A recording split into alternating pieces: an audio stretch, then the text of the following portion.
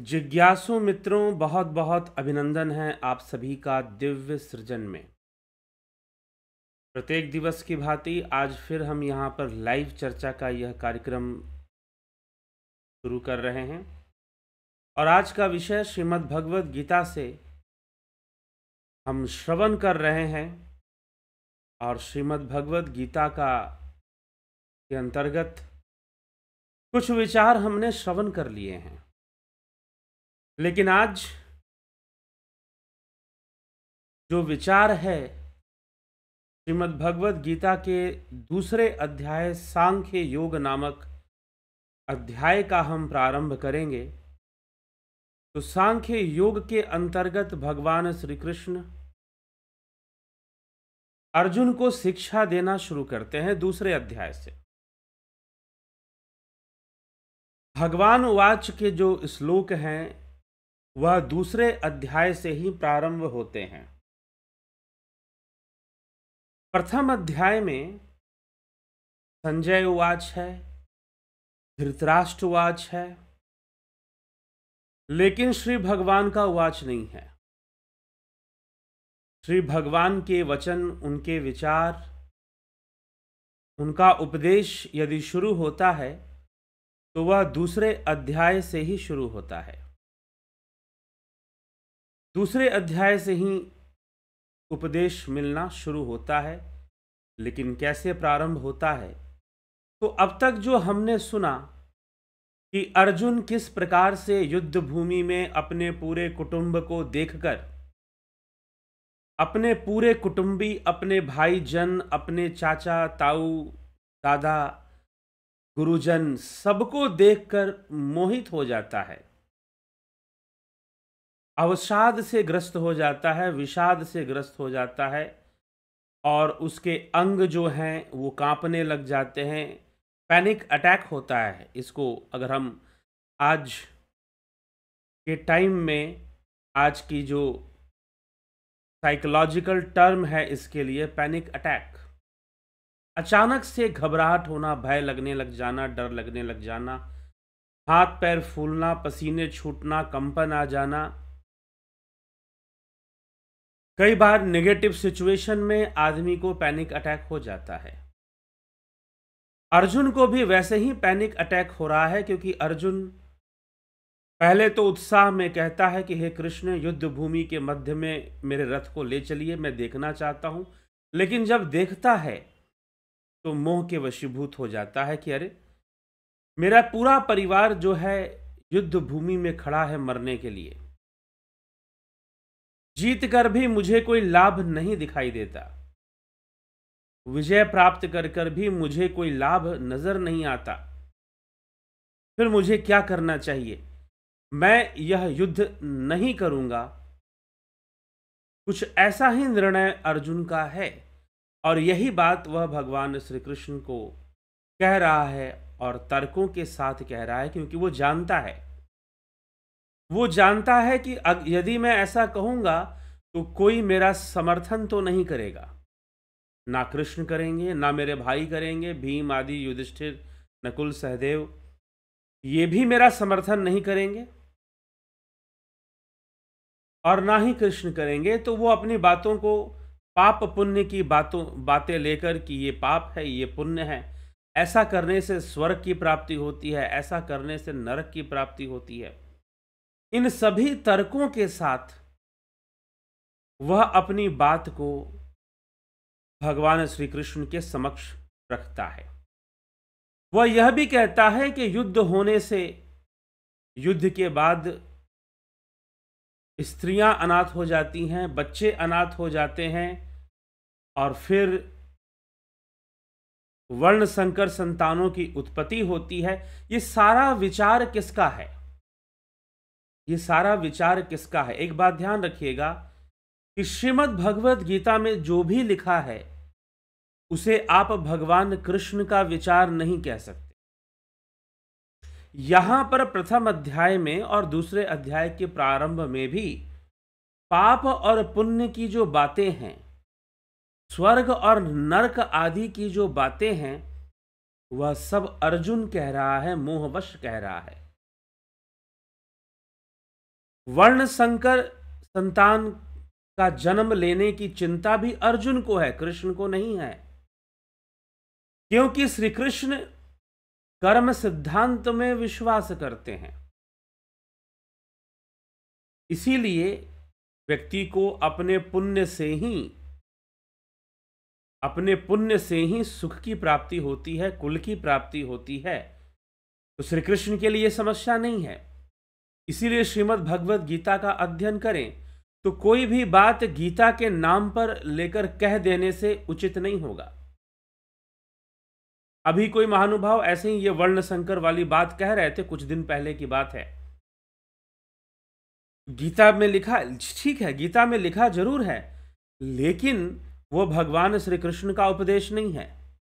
ये आपको समझना पड़ेगा। यह तो अर्जुन मोह के वश में आके कह रहा है। मोह के वश में अपनी बात को मनवाने के लिए वो तर्क दे रहा है, स्वयं में ही वो शास्त्रार्थ कर रहा है। उसका अपना ही मन उससे प्रश्न कर रहा है और वो अपने आप को ही उत्तर देने में लगा है। अपने आप को ही उत्तर देने में लगा है। अब जो भी उसे ज्ञान था अध्यात्म का, शास्त्रों का, जीवन का, उस ज्ञान के आधार पर वह अपनी बातें भगवान श्री कृष्ण के समक्ष प्रस्तुत करता है, अपनी बातों को भगवान श्री कृष्ण के समक्ष रखता है, प्रस्तुत करता है।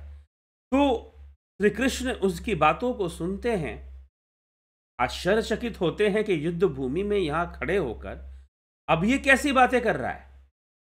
ऐसे मोड़ पर जहां पर युद्ध को टाले जाने की कोई संभावना है ही नहीं, अब ऐसी जगह पर आकर इस तरह के सोच रखना, इस तरह की विचारधारा, यह पाप है और यह पुण्य है, और ऐसा करने से ऐसे कर्मों का फल मिलेगा, वैसा करने से वैसे कर्मों का फल मिलेगा। अर्जुन के लिए चिंता का विषय है कि यह पाप है और यह पुण्य है। कृष्ण के लिए यह चिंता का विषय नहीं है। क्यों नहीं है? क्योंकि कृष्ण पाप और पुण्य के बीच का रास्ता चुनते हैं।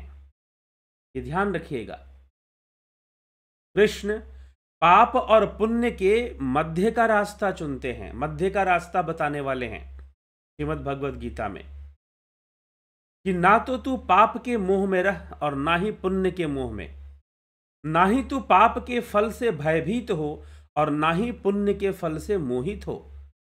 दोनों ही इस संसार में बंधन ही है, पाप भी बंधन है और पुण्य भी बंधन है। इसलिए निष्काम होकर उचित कर्मों को करना ही सही है। किसी भी कर्म के फल के प्रति कोई आसक्ति ना हो, लेकिन करने योग्य जो भी कर्तव्य है, जो भी कर्म है, वो किया जाए,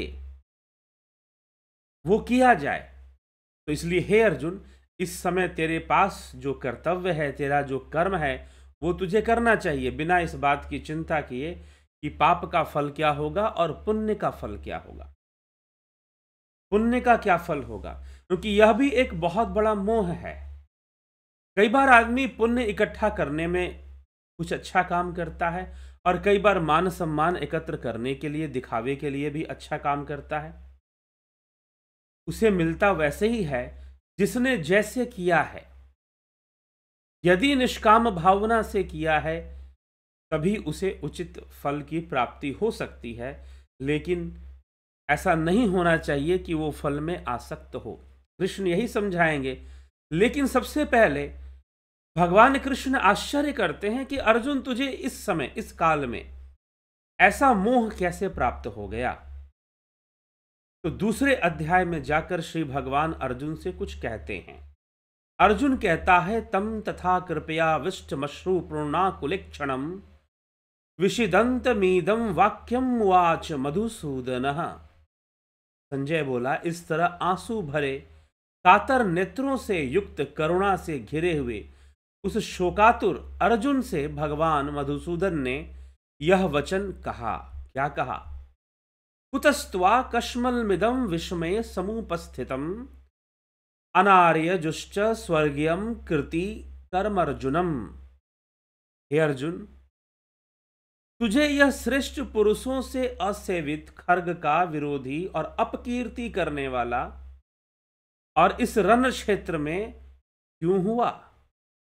ऐसा मोह तुझे यह श्रेष्ठ पुरुषों से असेवित जो मोह है, मतलब कि जिसका पालन श्रेष्ठ पुरुष नहीं करते हैं, ऐसा मोह, स्वर्ग विरोधी, क्षमा करे, स्वर्ग विरोधी, कि अर्जुन को लग रहा है कि मैं युद्ध नहीं करूंगा तो स्वर्ग जाऊंगा।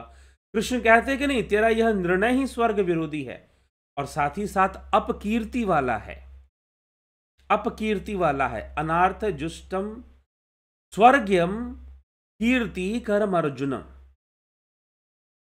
कि स्वर्ग से भी तुझे नहीं प्राप्ति होगी और तेरी अपकीर्ति भी बहुत भयावह होने वाली है।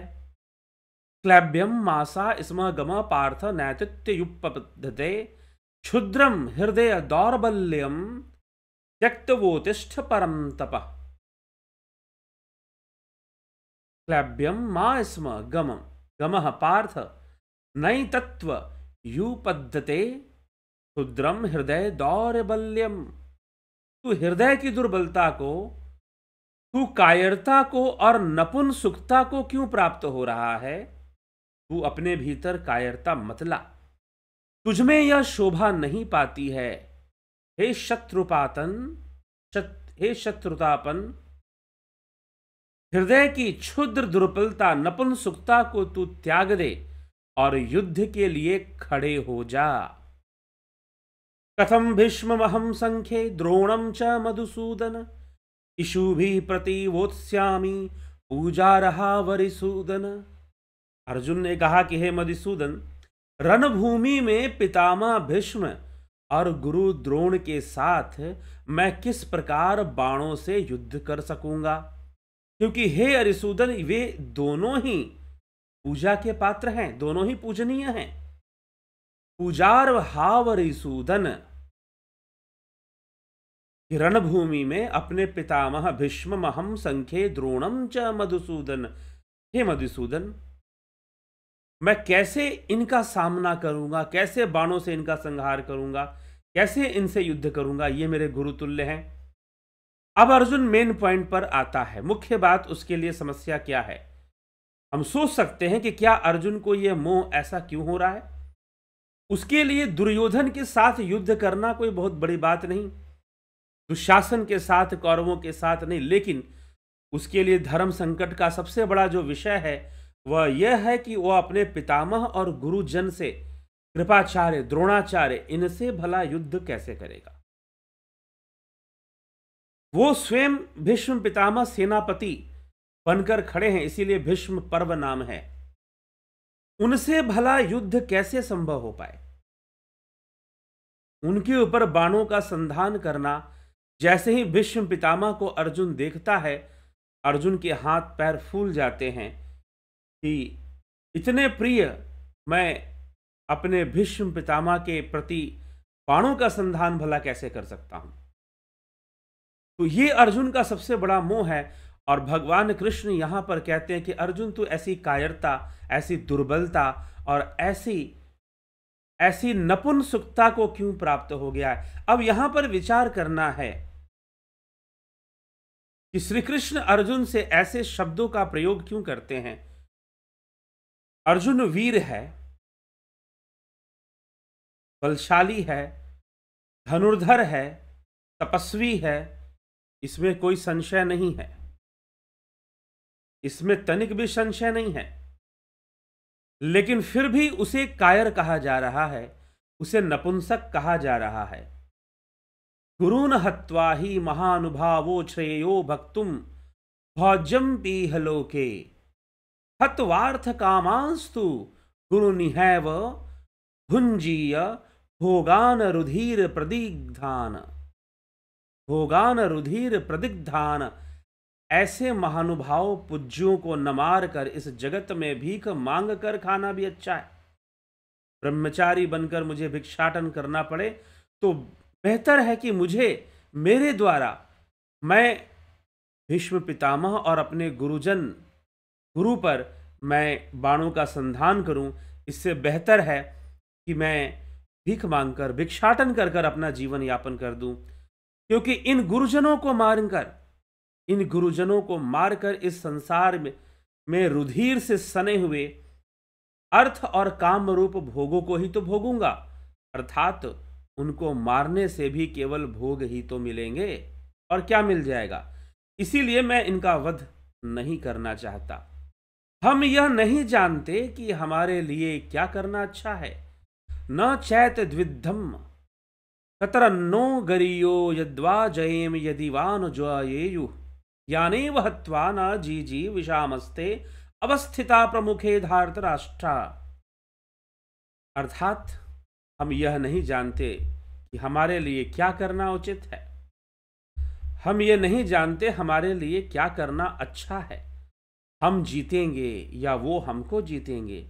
जिनको मारकर हम जीवित नहीं रहना चाहते, वे ही धृतराष्ट्र के पुत्र हमारे सामने खड़े हैं। कायरता रूप दोष नष्ट हुए स्वभाव वाले और धर्म का निर्णय करने में मोहित चित्त हुआ मैं आपसे प्रश्न करता हूं। जो निश्चित की हुई हितकर बात हो वह मुझे बतलाइए। मैं आपका शिष्य हूं। आपके शरण में आए हुए मुझ दास को उपदेश दीजिए। अर्जुन प्रार्थना करता है, हे कृष्ण, इस समय मैं उलझ चुका हूं। कार्पण्य दोषो पहतस्व भावः, मुझे कायरता रूप दोष लग चुका है। कार्पण्य दोषोपहतस्व भावः पृक्षामि त्वाम धर्म सम्मूढ़ चेतः यक्षेय सय्यानि श्रितं ब्रूहि तन्मे शिष्येते अहम शाधि माम त्वाम प्रपन्नम। हे प्रभु, मुझे बताइए, आप मेरे गुरु, मैं आपका शिष्य, आप मेरा मार्गदर्शन कीजिए।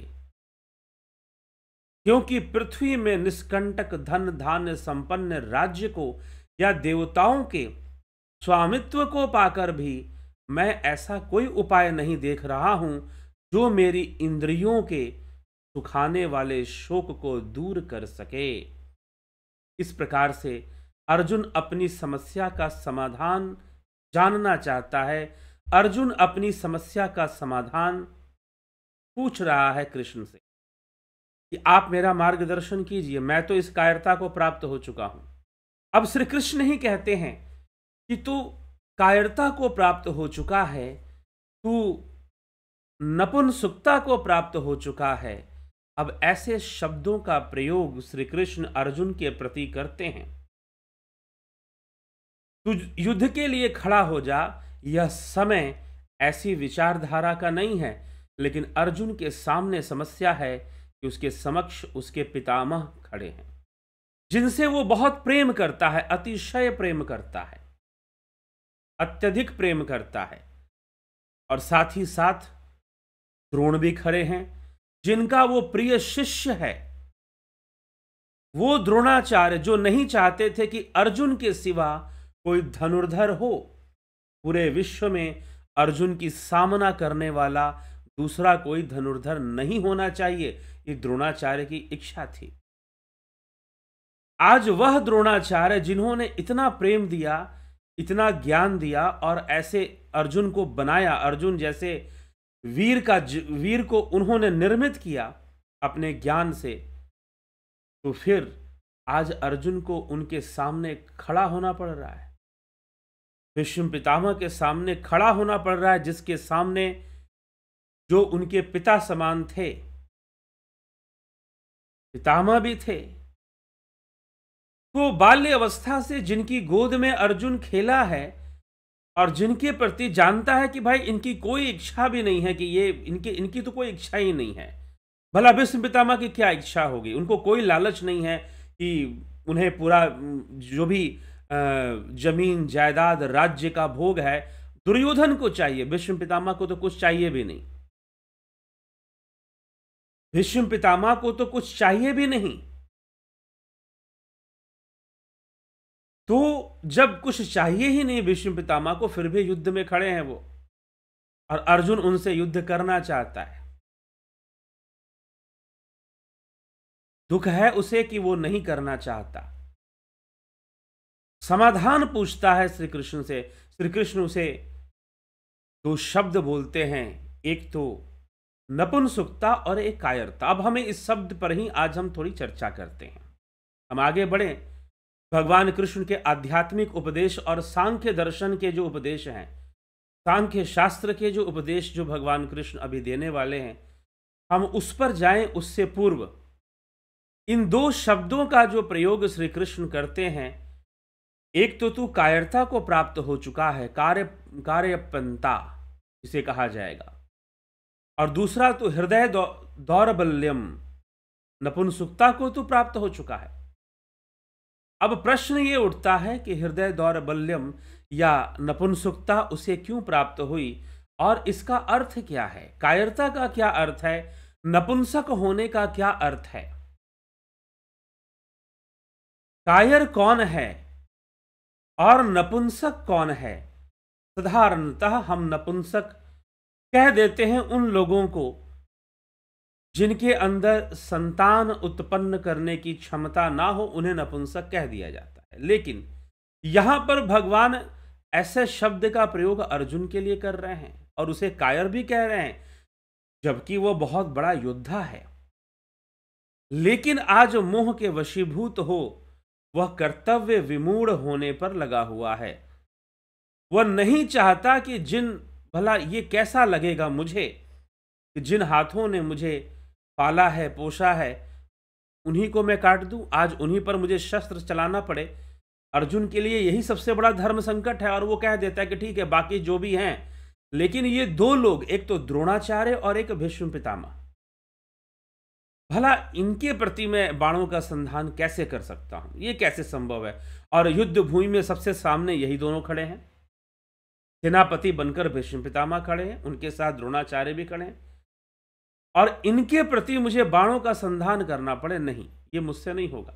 अर्जुन की यही समस्या है सबसे बड़ी। श्री कृष्ण, तेरी कायरता और तेरी दुर्बलता, तेरी नपुंसकता। अब नपुंसक कहने का तात्पर्य मात्र कोई शरीर से नपुंसक है, वही नपुंसक नहीं है।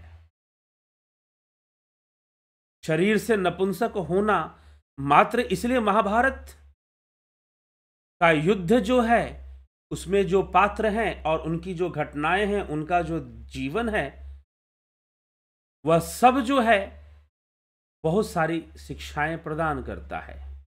और युद्ध भूमि में एक योद्धा के रूप में शिखंडी भी खड़ा है। स्वयं अर्जुन एक समय पर नपुंसक बनकर अपना जीवन व्यतीत करता है, अज्ञातवास में 1 वर्ष के लिए नर्तकी का जीवन व्यतीत करता है, नपुंसक का जीवन व्यतीत करता है। जो शरीर से नपुंसक होते हैं, हम उनकी बात कर रहे हैं। लेकिन शरीर की नपुंसकता एक बस बाहरी नपुंसकता है, लेकिन जो मन की नपुंसकता है वह शरीर की नपुंसकता से भी ज्यादा खतरनाक है, क्योंकि मरणोपरांत तो शरीर नहीं रहेगा, मन रहेगा। मरणोपरांत शरीर नहीं रहेगा, मन तो फिर भी रहेगा, मन का अस्तित्व तो फिर भी बना ही रहेगा। तो उस समय फिर क्या करोगे? इसलिए इस नपुंसकता को त्याग दो। तो नपुंसकता कहने का अर्थ, दुर्बल कहने का अर्थ या कायर कहने का अर्थ जो अर्जुन है नहीं, लेकिन भगवान ऐसे शब्दों का प्रयोग अर्जुन के लिए कर रहे हैं। क्यों कर रहे हैं? क्योंकि जनमानस भी इस ग्रंथ के माध्यम से समझ ले, मात्र शरीर से नपुंसक होना नपुंसकता नहीं होती। मात्र शरीर से नपुंसक होना नपुंसकता नहीं होती। अर्जुन की परीक्षा बहुत बड़ी है, इसमें कोई संशय नहीं है, इसमें कोई संशय नहीं है। पूरे पांडवों की ही परीक्षा हो रही है, क्योंकि परीक्षा उसी की होती है जो धर्म का साथ देता है। दुर्योधन को कोई फर्क नहीं पड़ता, क्योंकि उसे धर्म का साथ नहीं देना है, उसे सत्य का साथ नहीं देना है। वह आसुरी संपदा से संपन्न है और इधर पांडव देव संपदा से संपन्न है। कोई असुर, कोई राक्षस कहां से आएंगे? गीता में भगवान श्री कृष्ण यही तो 16वें अध्याय में समझाते हैं कि मनुष्य ही आसुरी और दैवीय संपदा को लेकर जन्म लेता है।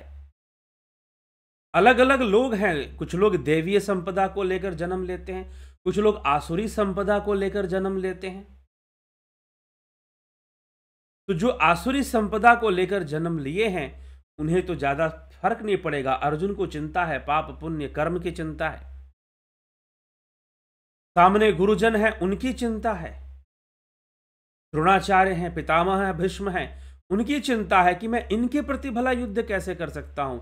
ठीक है, लेकिन यही तो उसके परीक्षा की घड़ी है, यही तो उसकी वीरता की घड़ी है।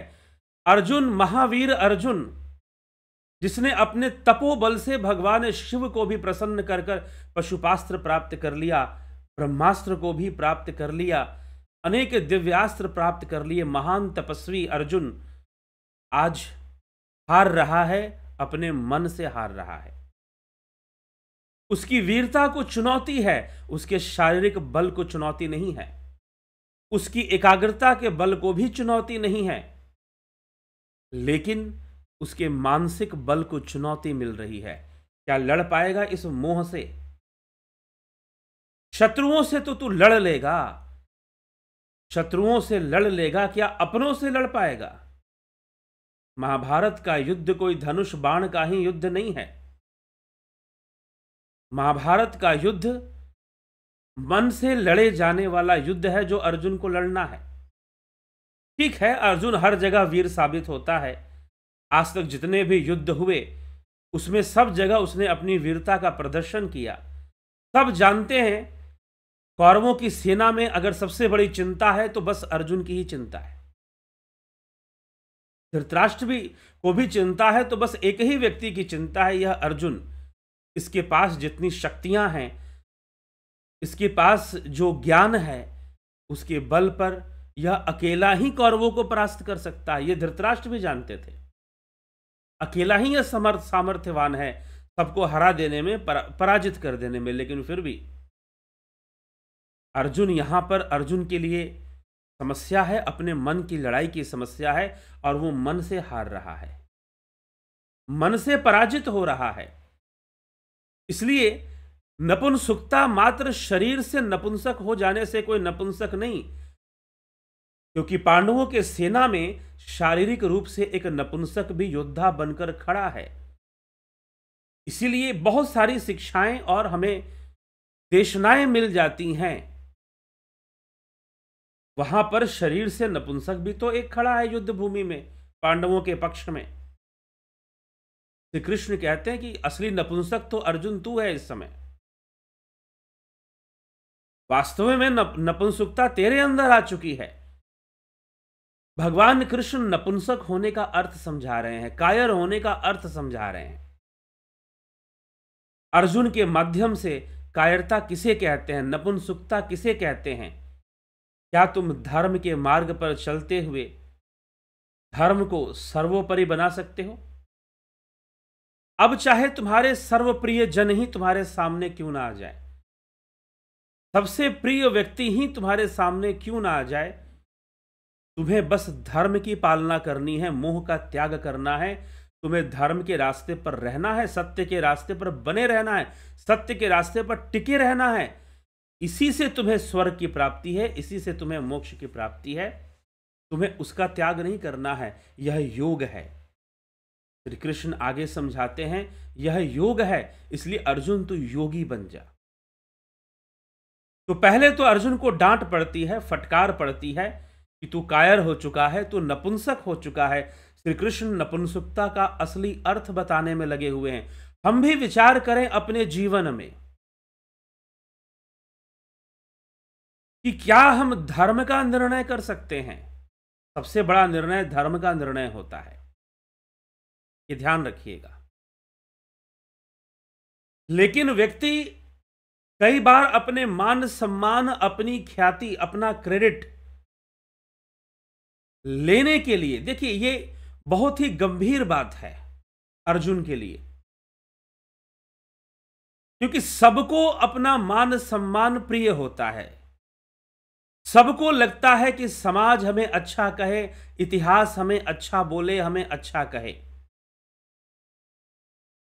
अर्जुन की भी यही चिंता है कि मैं अगर गुरुजनों पर शस्त्र प्रयोग करूंगा, धनुष बाण का प्रयोग करूंगा, अपने बाणों को चलाऊंगा, तो आने वाला समय मुझे धिक्कारेगा कि देखो, जिन हाथों ने इसे पकड़कर धनुष बाण पकड़ना सिखाया था, देखो इस राज्य के लोभी ने, देखो अपने हक के लिए राज्य के लोभी ने अपने गुरु पर भी शस्त्र चलाने में सोचा नहीं। देखो जिन हाथों ने इसे अपने गोद में उठाकर खिलाया था, पाला पोसा था, पिता की मृत्यु हो जाने के बाद जिसने पिता और पितामह सबकी कमी दूर की थी, वो भीष्म पितामह सामने खड़े हैं। वो स्वयं भी गुरु समान हैं, स्वयं भी महान धनुर्धर हैं। वो गुरु भी हैं, पिता भी हैं, पितामह भी हैं, सब कुछ है अर्जुन के लिए भीष्म पितामह। लेकिन क्या अर्जुन युद्ध कर पाएगा आज? क्या लड़ पाएगा? उस परिस्थिति में हम अपने आप को खड़े कर दें, या हो सकता है कि किसी दूसरे रूप में हमारे जीवन में ऐसी परिस्थिति आ जाए, और कीर्ति और अपकीर्ति का भी बात आ जाए कि कहीं हम ऐसा करेंगे तो 10 लोग हमको गलत समझेंगे, कुछ लोग हमको गलत समझेंगे, कुछ लोग हमको गलत कहेंगे। लेकिन जिसको धर्म का निर्णय करना होता है, वह इस बात की चिंता नहीं करता है। ध्यान रखिएगा, यही गीता का उपदेश है। ना कीर्ति की चिंता करता है, ना अपकीर्ति की चिंता करता है। यह सब मोह के वशीभूत है। लोग क्या कहेंगे, लोग क्या नहीं कहेंगे, जो धर्म युक्त है वो निर्णय ले ही लेना चाहिए। भले ही अपयश की प्राप्ति हो, क्योंकि वर्तमान में अगर अपयश हुआ भी, समय बदलेगा तो आने वाला समय बता देगा कि व्यक्ति ने सही निर्णय लिया था या गलत निर्णय लिया था, सही निर्णय लिया था या गलत निर्णय लिया था, वो समय बता देगा। इसकी चिंता करने की आवश्यकता नहीं है, इसकी चिंता करने की आवश्यकता नहीं है कि क्या अपकीर्ति होगी या कीर्ति होगी। अर्जुन को चिंता है, बहुत चिंता है कि मुझे तो अपकीर्ति होगी, लोग, मेरा इतिहास कैसे लिखा जाएगा भाई कि मैंने अपने ही गुरु की हत्या कर दी, उन्हीं पर शस्त्र प्रयोग कर दिया। बहुत तरह की बातें अर्जुन के मन में है। इसीलिए भगवान कृष्ण उसे योग की शिक्षा देना शुरू करते हैं, योग की दीक्षा देते हैं। कहते हैं, सुख दुखे समय कृत्वा लाभा, लाभो जया जयो, सुख दुख लाभ हानि जय पराजय, यश अपयश कीर्ति अपकीर्ति, इन सब में सम हो जाओ। समभाव होकर अर्जुन युद्ध करो। समभाव होकर युद्ध के पहले तो सबको जोश दिलाया जाता है कि जोश आ जाए योद्धाओं के अंदर और वो युद्ध करे, लेकिन अर्जुन की परिस्थिति अलग है, अर्जुन की स्थिति अलग है। और कृष्ण अर्जुन को क्या जोश दिलाएंगे, वो तो उसे समझाने में लगे हुए हैं, योग। क्योंकि अर्जुन उसी से समझ सकता है। क्यों समझ सकता है? क्योंकि उसके प्रश्न ही ऐसे हैं, सारे प्रश्न ही ऐसे कर रहा है कि कर्म का क्या होगा, कर्म फल का क्या होगा, स्वर्ग की प्राप्ति होगी, नरक की प्राप्ति होगी, स्त्रियां वर्ण संकर हो जाएंगी, और 50 तरह की चिंताएं वो भगवान श्री कृष्ण के समक्ष प्रस्तुत कर रहा है। पहले श्री कृष्ण यही कहते हैं कि तू इस समय नपुंसकता को कैसे प्राप्त हो चुका है। वह व्यक्ति जो धर्म का साथ ना निभा पाए, धर्म का साथ ना निभा पाए, वह निश्चय ही नपुंसक हो जाता है। अब तो चलिए, भगवान नपुंसक कहते हैं, लेकिन महाभारत में एक और श्लोक आता है, जो धर्महीनों को पशु मानता है, पशु जानवर के समान है। आहार निद्रा भय मैथुनम च समानमेत पशुभिः न रमान, धर्मो हि तेषाम अधिको विशेषु, धर्मेन हिनः पशुभिः समाना। आहार निद्रा भय मैथुन, यह तो प्रत्येक जीव में समान रूप से है, मनुष्य हो चाहे पशु हो, सब में है। इससे किसी के पशु या मनुष्य होने की पहचान नहीं होती। आहार निद्रा भय मैथुन से किसी के मनुष्य या पशु होने की पहचान नहीं होती। तो कैसे होती है? धर्मो हि तेषाम अधिको विशेषु, धर्मेन हिनः पशुभिः समाना।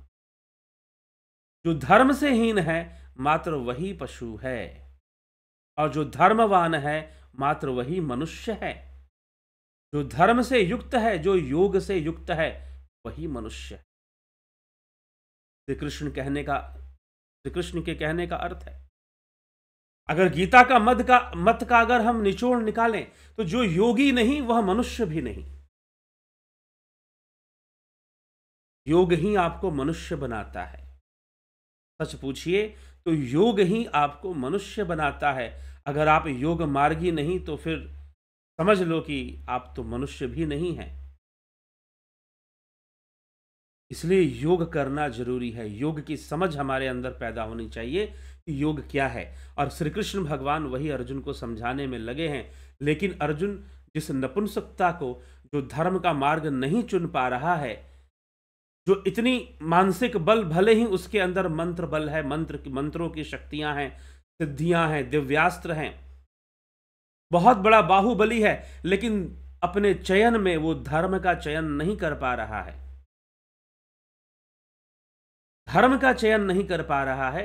इसीलिए ऐसी परिस्थिति में वह धर्म का चयन कर पाए, उचित का चयन कर पाए, मोह के वशीभूत अनुचित का चयन ना करे। जैसे मोह के वशीभूत धृतराष्ट्र ने दुर्योधन का चयन कर रखा है। मोह के वशीभूत धृतराष्ट्र ने दुर्योधन का चयन कर रखा है। पुत्र मोह में वह न्याय और अन्याय को भूल चुका है, धर्म अधर्म को भूल चुका है। धृतराष्ट्र ऐसी स्थिति को प्राप्त हो चुका है। भगवान श्री कृष्ण मात्र अर्जुन को ही नहीं, और भी कई नपुंसकों, क्योंकि ऐसी स्थिति में व्यक्ति नपुंसक कहलाता है, क्योंकि वह अपने कर्म में धर्म का चुनाव नहीं कर पा रहा, चयन नहीं कर पा रहा कि मुझे करना क्या है। विवेक शक्ति शून्य हो रही है। ध्यायतो विषयान पुंस संगस्तेषु उपजायते संगात संजायते कामाद क्रोधो अभिजायते क्रोधाद भवति सम्मोह सम्मोहात् स्मृति विभ्रम स्मृति भ्रंशाद बुद्धिनाशो बुद्धिनाशात् प्रणश्यति। किस प्रकार विषयों का संग करने से क्या होता है? विषय संग से मोह उत्पन्न होता है, कामनाएं उत्पन्न होती। तो यह विषय संग से और ना पूर्ण होने पर क्रोध उत्पन्न हो जाता है। मनुष्य का मन इस प्रकार से पतन को प्राप्त होता है। स्मृति भ्रमित, विवेक शून्यता आ जाती है, विवेक नष्ट हो जाता है, बुद्धि भ्रष्ट हो जाती है। हे अर्जुन, तो किस स्थिति को प्राप्त हो रहा है? तो नपुंसक कौन है? मात्र शरीर से नपुंसक हो जाने से कोई नपुंसक नहीं हो जाता। उन्हीं पांडवों की सेना में शिखंडी, जो कि शरीर से भले नपुंसक है लेकिन मर्दांगी से भरपूर है। इसीलिए हम झांसी की रानी को भी मर्दानी बोलते हैं। खूब लड़ी मर्दानी, वो तो झांसी वाली रानी थी। इसलिए पुरुषत्व क्या है?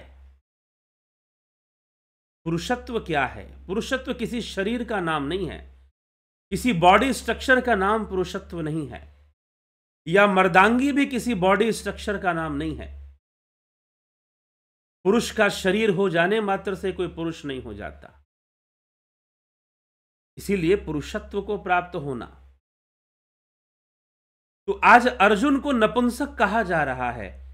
नपुंसकता की सही परिभाषा बताई जा रही है। अर्जुन को नपुंसक कहकर भगवान सारे समाज को समझा रहे हैं कि नपुंसक वास्तव में कौन है।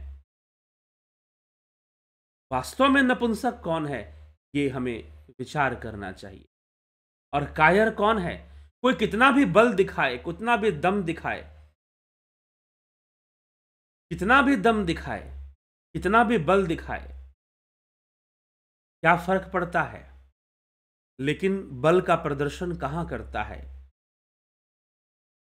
कहां करता है? शक्ति का प्रदर्शन किस स्थान पे करता है?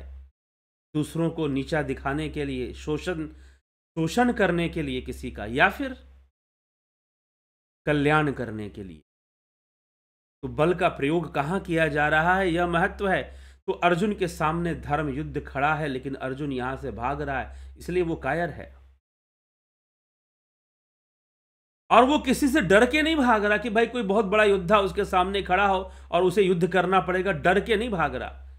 वो भाग रहा है अपने मन से, डर के भाग रहा है, भाग रहा है अपने ही विचारों से, अपने ही विचार संस्कार जो उसे प्राप्त है उन्हीं से डर के भाग रहा है, और किसी चीज से डर के नहीं भाग रहा वो।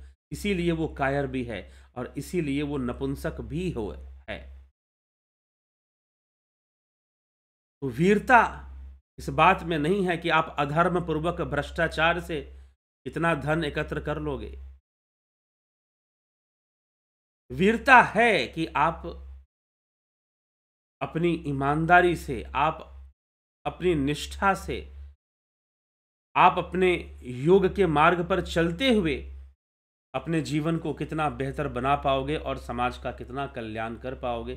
तो नपुंसकता को मत प्राप्त हो, कायरता को मत प्राप्त हो। भगवान कृष्ण का यही पहला उपदेश है श्रीमद् भगवद गीता। तो हम भी इनके अर्थों को समझे। नपुंसक होने का क्या अर्थ है, कायर होने का क्या अर्थ है। यहां अर्जुन के लिए, अर्जुन जैसी परिस्थिति में अगर हम भी पीछे भागते हैं तो निश्चय ही हम कायर भी हैं और हम नपुंसक भी। ऐसी स्थिति हमारे लिए भी फिर पैदा हो जाएगी। इसीलिए व्यक्ति का सबसे बड़ा है, देखो सबसे बड़ी महत्वपूर्ण चीज है इस विवेक का प्राप्त होना कि आप समझ पाओ कि आप धर्म के मार्ग पर हो भी कि नहीं हो। कई बार आदमी प्रतिस्पर्धा में, कंपटीशन में या दिखावे में, प्रदर्शन में धर्म का मार्ग से गिर जाता है, उसे पता ही नहीं चलता कि वो धर्म के मार्ग से कब गिर गया। वह कब धर्म के मार्ग से गिर गया, कब सत्य के मार्ग से वो पतित हो गया, यह पता ही नहीं चल पाता। सबसे बड़ी समस्या यह है, और ना पता चले तो फिर क्या होगा। अर्जुन की भी यही स्थिति है, इसलिए भगवान उसे समझाना चाहते हैं और उसे कायर कहकर, नपुंसक कहकर उसे संबोधित करते हैं। हमें समझ लेना चाहिए कि यहाँ पर कायरता का क्या अर्थ है, यहाँ पर नपुंसकता का क्या अर्थ है। कायरता का ये अर्थ नहीं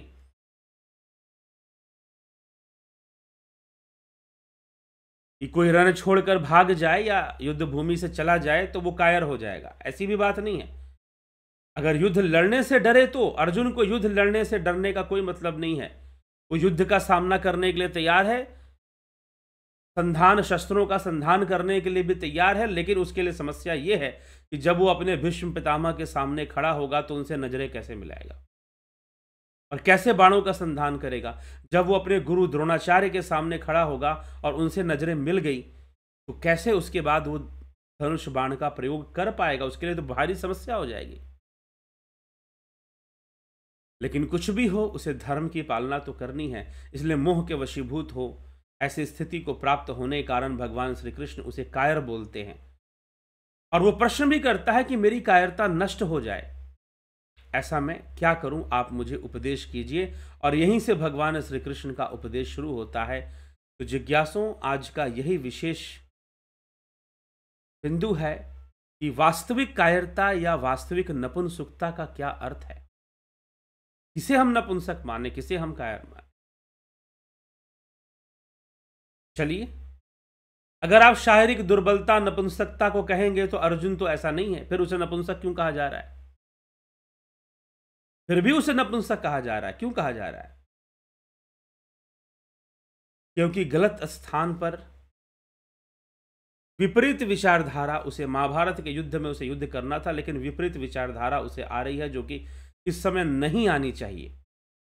इसीलिए भगवान उसे कायरता और नपुंसकता से जोड़कर उसका परिचय दे रहे हैं, उसे कह रहे हैं, उसे समझा रहे हैं। तो यह सब हमें विचारपूर्वक समझना चाहिए कि वास्तविक कायरता क्या है, वास्तविक नपुंसकता क्या है। मात्र शरीर से कायर हो जाना ही या शरीर से नपुंसक हो जाना ही नपुंसकता नहीं है। तो चलिए, इसी के साथ गीता के इस व्याख्यान को, श्रीमद् भगवद गीता के इस व्याख्यान को विराम देते हैं और कल फिर आगे बढ़ते हुए कर्म में भगवान कृष्ण क्या उपदेश देते हैं उसको भी हम सुनेंगे। देखते हैं कौन कौन महानुभाव आज उपस्थित है। नरसाराम जी, नवज्योति नाथ जी, जगत नारायण जी, राजू पाल जी, शंकर प्रसाद, निशांत, कमल प्रजापति, विक्रम सिंह, अर्जन भाई चौहान, अमन कक्कर, घनश्याम सरोदे पवन कुमार गुप्ता जी, कन्हई कुमार जी, शिखर शर्मा जी, विनोद के सूद, राम लखन राजपूत, राम निवास जी, गोविंद प्रसाद जी, संतोष कुमार जी, अजीत जी, श्वेता राय सिन्हा जी, शिवराम कृष्ण, रामविलास जी, राकेश मराठे, अनिल कुमार, पिंटू वासवा, उषा श्रीवास्तव, अजय नागरे, शिखर शर्मा, सोमू, श्वेता कुमारी, रतन सिंह, सविता नायक जी,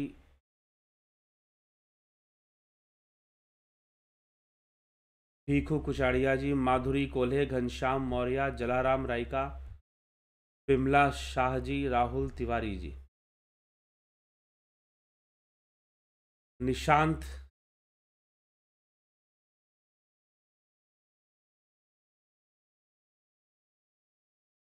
sir can anyone earn money without any fraud? 100% real? Yes. क्यों नहीं कमा सकता भाई? कोई व्यक्ति बिना फ्रॉड किए क्यों धन नहीं कमा सकता? बिल्कुल हाँ, अब उसकी इच्छा ही बहुत अधिक हो तो बात अलग है, अपनी डिजायर्स के लिए वो कुछ और करे। बाकी जो भी मेहनत कर रहा है उसका अधिकार बनता है कि मेहनत का तो वो अपना शुल्क ले।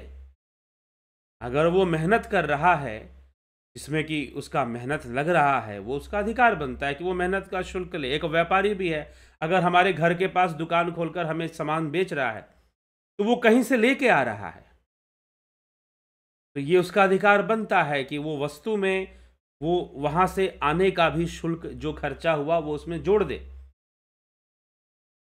और अपना जो मेहनत का जो अंश है उसका भी वो उस कीमत में जोड़ सकता है और वो नई कीमत लगाकर उसको बेच सकता है। इसमें कोई फ्रॉड नहीं है। ठीक। हाँ, कोई अगर गलत तरीके से कुछ प्रेजेंट करता है, गलत ढंग से प्रस्तुत करता है और गलत तरीके से सामने चीजों को ले आता है और उसका अपना भी नहीं है कुछ, तो कुछ चीजों में हम फ्रॉड कह सकते हैं, कुछ विषयों में हम उसको फ्रॉड कह सकते हैं। ये निर्भर करता है कि कौन व्यक्ति कैसा कर्म कर रहा है और उसे खुद का क्या अनुभव है, खुद का उसके ज्ञान का स्तर क्या है। ठीक। तो यह भी समझना पड़ेगा। तो फ्रॉड 100% फ्रॉड या 50% फ्रॉड, बिना कोई फ्रॉड किए धन कमा सकता है? नहीं, बहुत लोग कमा रहे हैं, अच्छे से कमा रहे हैं, ऐसी बात नहीं है। बिना फ्रॉड किए फ्रॉड तब हो जाता है जब लोग कहते हैं ऐसे। अब मैं एक एग्जांपल देता हूं। अब निशांत जी ने विषय थोड़ा छेड़ा है तो जाना पड़ता है ऐसे विषयों पर। तो फिर ऐसे भी लोग मिलते हैं, कहते कुछ हैं करते कुछ हैं, बोलेंगे सब फ्री है सब फ्री है। अरे हम तो कुछ व्यापार ही नहीं करते भैया, हम तो बिजनेस करते ही नहीं है। मैंने ऐसे, अब मुझे बोलना पड़ता है, मुझे खुद भी अच्छा नहीं लगता है, मैं सही बताऊं। धर्म के मार्ग में ऐसी ऐसी धार्मिक संस्थाएं जो बोलती हैं कि अरे हम तो व्यापार करते ही नहीं हैं, हम तो किसी तरह का बिजनेस करते ही नहीं हैं, हम तो सारा चीजें निःशुल्क देते हैं, हम तो सब वो करते हैं। और फिर बाद में पता चलता है, समय बीतता है और पता चलता है कि वो बिजनेस भी करते हैं, पता चलता है कि वो शुल्क भी लेते हैं, फिर भी वो अपने मंच से भाषण देते हैं कि हम बिजनेस नहीं कर रहे। पता चलता है कि वो बिजनेस भी कर रहे हैं, वो कपड़े भी बेच रहे हैं, वो गेहूं भी बेच रहे हैं, चावल भी बेच रहे हैं, तेल भी बेच रहे हैं, साबुन भी बेच रहे हैं, सब बेच रहे हैं, यहां तक कि प्रॉपर्टी का भी बिजनेस कर रहे हैं। मैं अब तो मैं नहीं जाता किसी संस्था में, लेकिन कुछ संस्थाओं में मैं ऐसा भी गया जहां पर प्रॉपर्टी का भी बिजनेस हो रहा है। उन्होंने क्या किया? प्लॉट खरीद लिया। फॉलोअर है गुरुजी के बहुत, तो प्लॉट खरीद लिया संस्था ने। एक धार्मिक संस्था की बात बता रहा हूं। प्लॉट खरीद लिया, जमीन खरीद लिया और प्लॉटिंग कर कर बेचना शुरू कर दिया और अपने ही लोगों को बेचना शुरू कर दिया। भाई यहाँ पर आप ज़मीन ले लीजिए, खरीद लीजिए, यहाँ पर एक कॉलोनी बनेगी और वो एक गुरु आश्रम की तरह आप लोग रहेंगे। जबकि वो जो जगह थी वो ऐसी जगह नहीं थी कि वहां पर लोग जाकर बसें, लेकिन गुरु जी के नाम पर लोगों ने प्लॉटें खरीद ली, गुरु जी के नाम पर लोग वहां अब बसेंगे, गुरु जी के नाम पे सब चल रहा है। लेकिन संस्था ने मोटा बिजनेस कर लिया। जिस प्लॉट का रेट उस मतलब कि जिस समय की घटना है, आज से 10 साल पहले की बात बता रहा हूं, तो मात्र 2 लाख या 2.5 की रही होगी, उन्होंने उसे 30 लाख 40 लाख तक का रेट लगाकर बेच दिया। सोच सकते हैं? अब बताओ निशांत बाबू ये फ्रॉड है कि नहीं है? और वो संस्था जो कहते रहे कि हम बिजनेस ही नहीं करते, हम बिजनेस ही नहीं करते, और वो बिजनेस करना ऐसा शुरू कर दे कि फिर पूछो ही मत क्या ना बेचे, तो फिर फ्रॉड तो होता है, होता भी है। लेकिन अगर कोई व्यक्ति कह रहा है कि हम तो ये ऐसे ये चीज है और ऐसे मिलेगा और ऐसे आपको लेना है, ठीक है, पारदर्शिता है, तो उसे हम फ्रॉड नहीं कहेंगे। अगर वो बिल्कुल अपने कार्य में पारदर्शी है तो हम उसे कैसे फ्रॉड कह सकते हैं? तो चलता है बिना फ्रॉड किए, और बहुत सारे लोग हैं जो बिना फ्रॉड किए कमाते हैं धन, बहुत सारे। एक और मैं आपको बता दूं, ऐसे भी लोग हैं, मैं ऐसे भी लोगों से मिला हूं, ऐसे भी लोगों से मिला हूं कि उनको मौका भी मिल जाए तो उनसे चोरी ना हो पाए। वो अपने पिछले जन्मों के कर्म ही ऐसे लेकर आते हैं, उनको मौका भी मिले तो उनसे चोरी नहीं हो पाएगी, तो चोरी कर नहीं पाएंगे। मौका भी मिले तो भी नहीं कर पाएंगे, और कहीं भी नहीं कर पाएंगे। ऐसा नहीं किसी खास जगह पे, कहीं भी नहीं, उनसे हो ही नहीं सकता है वो कर्म। कुछ ऐसे भी व्यक्तित्व क्या वो धन नहीं कमाते? कमाते हैं। जो भी किसी भी कार्य क्षेत्र में है वो अपना कर्म करते हैं, वो धन भी कमाते हैं और कई बार बहुत अच्छा भी कमाते हैं। तो यह निर्भर करता है। संसार, यह प्रकृति कभी एक तरफा नहीं होती है। ठीक है, आपका प्रश्न एक तरफा जा रहा है कि सारे फ्रॉड है 100%। कभी एक तरफा नहीं होती, संतुलन ही बिगड़ जाएगा। पाप भी चलता है, पुण्य भी चलता है, दोनों ही चीजें रहती हैं धरती पर। इसलिए पुण्य आत्माएं भी होती हैं, पुण्य आत्माएं भी होती हैं जो वास्तव में पुण्य करना चाहती हैं, समाज का कल्याण करना चाहती। ठीक है, तो चलिए अब हम आगे चलते हैं। राहुल तिवारी, अभिनंदन है आपका। Gambhir Shah,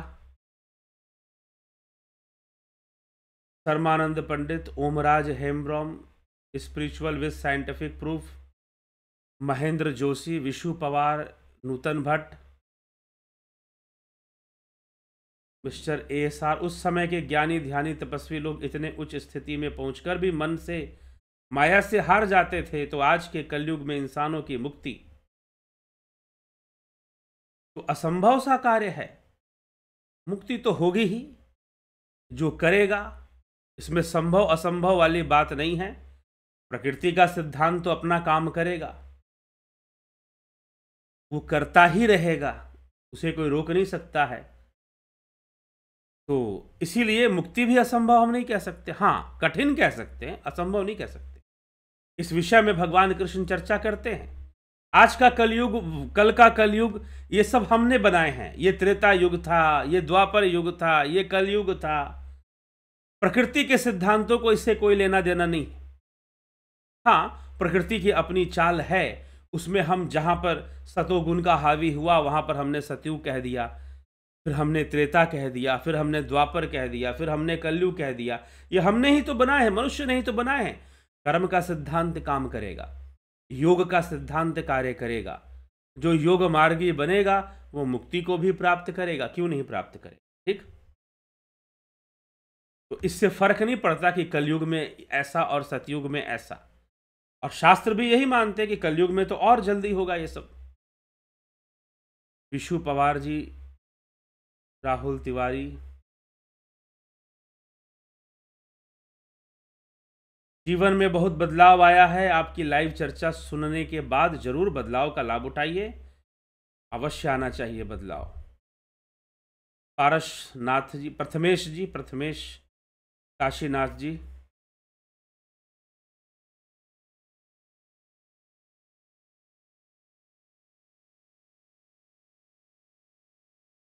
can money be earn by online sources like app development, translator, data entry. अब आप किस उद्देश्य से क्या काम कर रहे हैं, डाटा एंट्री, वेबसाइट, ट्रांसलेटर, इसमें क्या फ्रॉड है। अगर आप किसी को कुछ गलत नहीं कर रहे हैं, गलत नहीं दे रहे हैं, तो हाँ, अगर आप कुछ गलत दे रहे हैं, फेक कर रहे हैं, तो निश्चय ही उसको फ्रॉड कहा जाएगा। नहीं कर रहे हैं तो क्यों फ्रॉड कहा जाएगा। आप अपना काम कीजिए।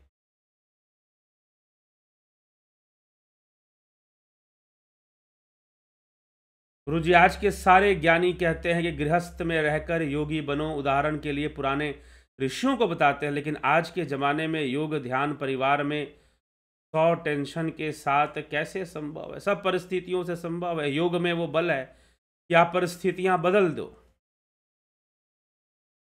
ठीक, शिवराम कृष्ण, देवता सूक्ष्म शरीरी होते हैं, तो देवासुर संग्राम में राजा दशरथ कैसे, सूक्ष्म शरीर ही तो स्थूल बनता है, सूक्ष्म शरीर ही स्थूल रूप में आता है। पहले तो ये आप समझिए। अब देवासुर संग्राम में राजा दशरथ कैसे भाग लिया, आदि मुझके कृपा, बिल्कुल भाग लिए। किस रूप में भाग लिए, स्थूल रूप में भाग लिए। लड़ाई कौन कर रहा है, सूक्ष्म ही कर रहा है, फिर भी भले ही स्थूल उसका माध्यम बन रहा है। युद्ध तो हमेशा, अब यही तो श्री कृष्ण भगवान जब देवासुर संपद योग नामक जो अध्याय है उसमें क्या समझाया गया, यही तो समझाया गया है।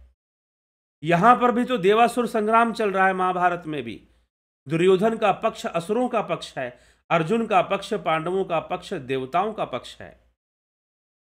यहां भी वही चल रहा है।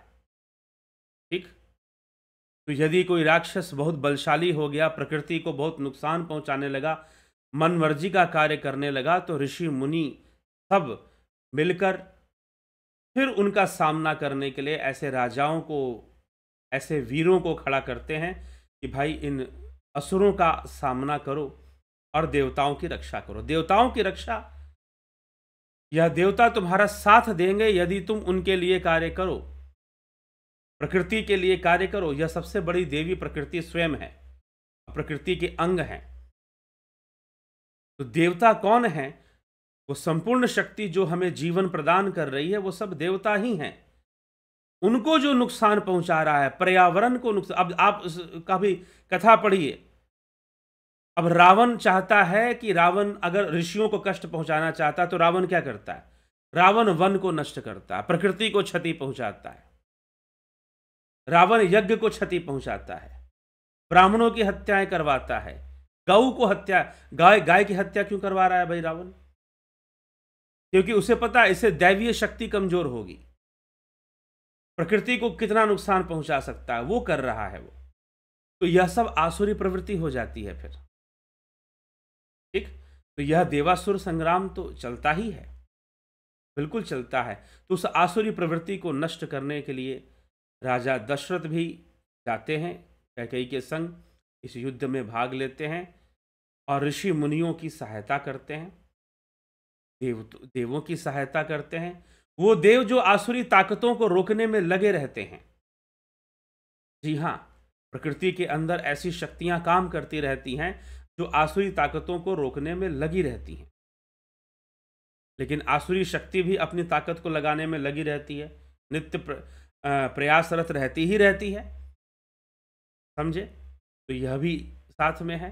तो यह संघर्ष तो चलता ही रहता है, सबको करना पड़ता है देवासुर संग्राम। प्रत्येक मनुष्य को एक ना एक समय इस संग्राम में उतरना ही पड़ता है। और बहुत, लेकिन विवेक का प्रयोग, समझदारी से, क्योंकि जानते हैं ये धर्म का रास्ता कैसा है, छुरस्य धारा, छुरी के धार पर चलने के समान है। तो क्या कट जाएगा पैर चलेंगे? तो जी नहीं, कटेगा नहीं।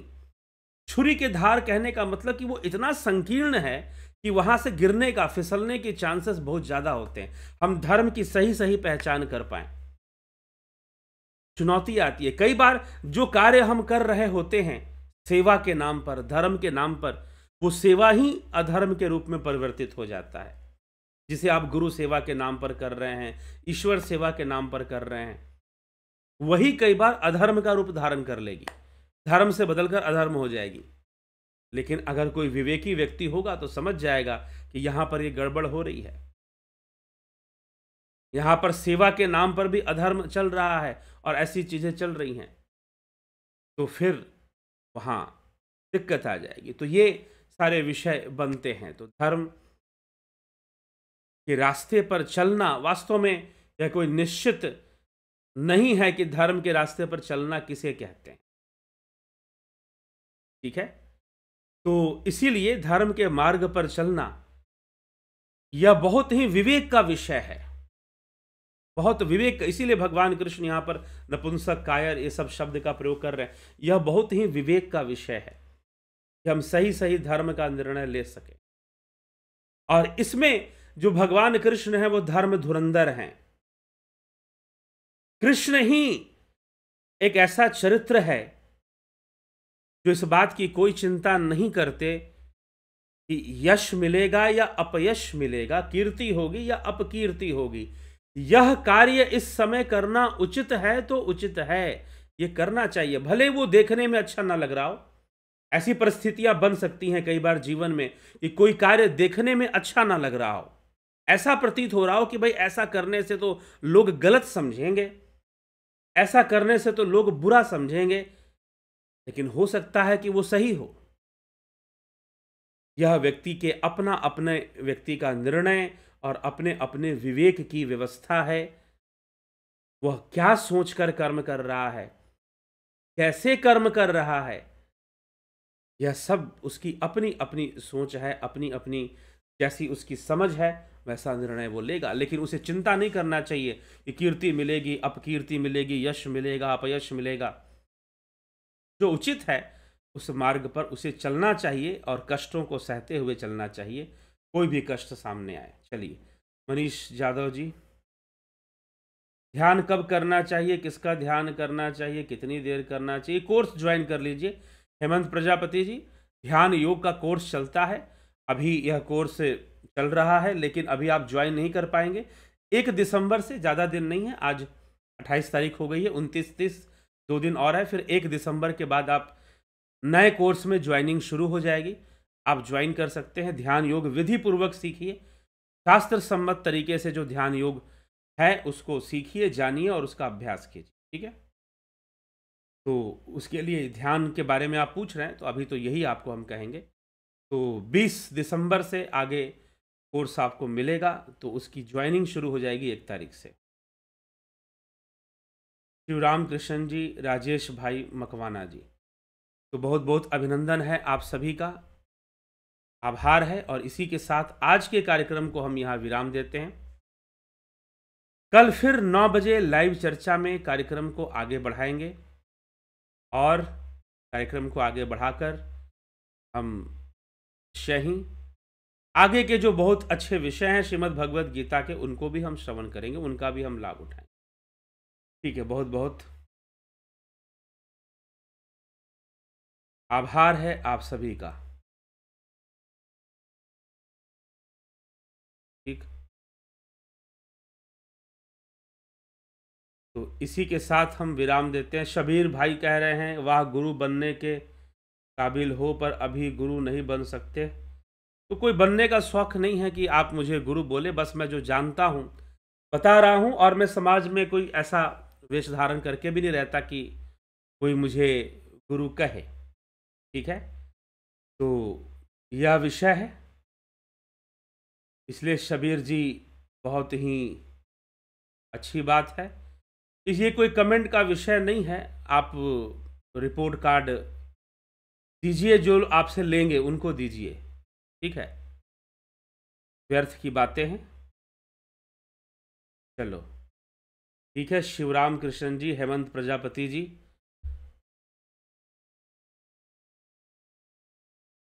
बहुत बहुत सभी का आभार है। और इसी के साथ हम विराम देते हैं आज के इस कार्यक्रम को। कल फिर मिलते हैं लाइव चर्चा में 9 PM पर। श्रीमद् भगवद गीता में बहुत सारे विषय हैं, आगे के विषयों को लेकर हम चर्चा को आगे बढ़ाएंगे। आगे के विषय अभी बहुत महत्वपूर्ण महत्वपूर्ण गहरी बातें हैं, ठीक है, तो उन सभी पर हम चर्चा को आगे बढ़ाएंगे, ठीक है। तो बहुत बहुत आभार आप सभी का, जुड़े रहें, बने रहें और लाभान्वित होते रहें।